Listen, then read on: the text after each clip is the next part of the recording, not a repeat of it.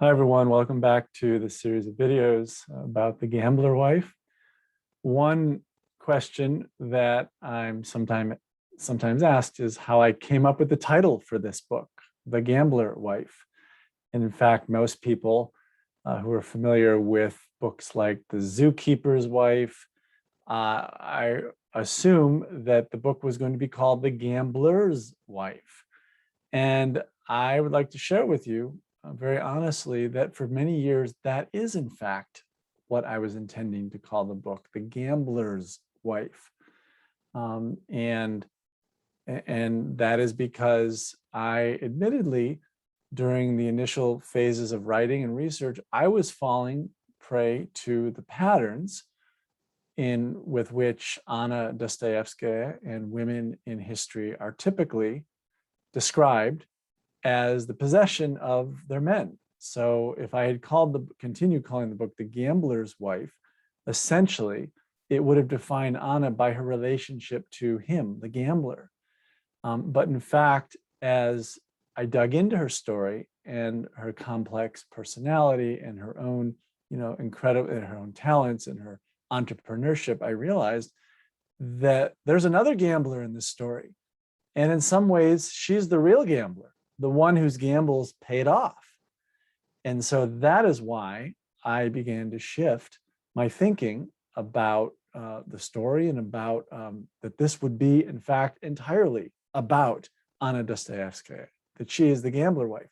The other reason that I use that phrase, as you will discover when you read the book, is that there is a moment in Baden-Baden, Germany, when the Dostoevskys are on their honeymoon, which at that point is not filled with very much honey, because Dostoevsky is gambling maniacally. He's pawning everything, her wedding dress, her wedding ring, her brooch.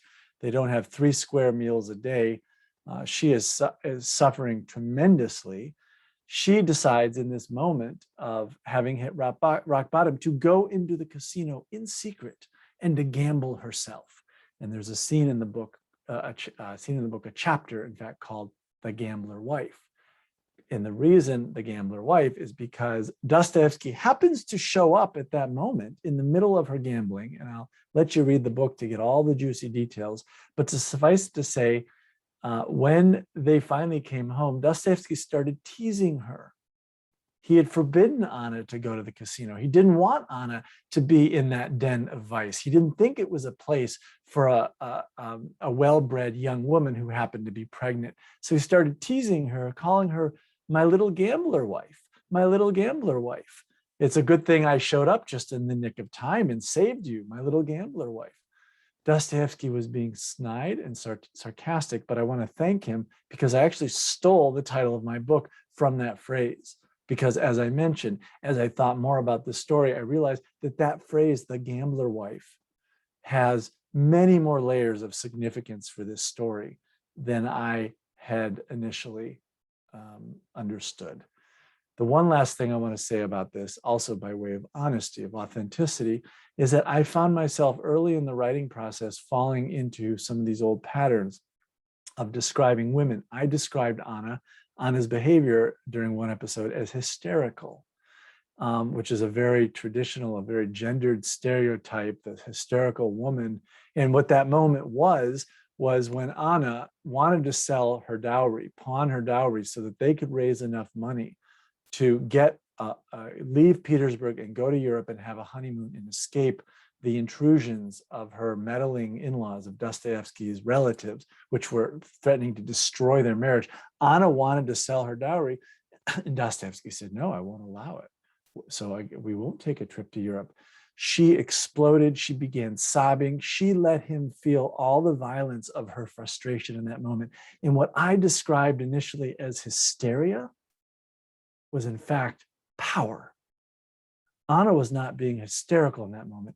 She was being powerful. She was letting him feel all the violence and the power of her frustration and her passion, her understanding that they had to do something. She had to let him sell her dowry. And in the end, he listened.